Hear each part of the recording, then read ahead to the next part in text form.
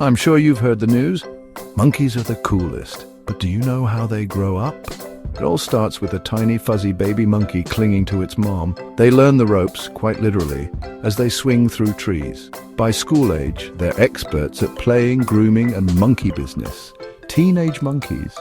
Oh boy, imagine a jungle full of rebellious teens. Finally, adulthood brings wisdom and the task of teaching the young ones.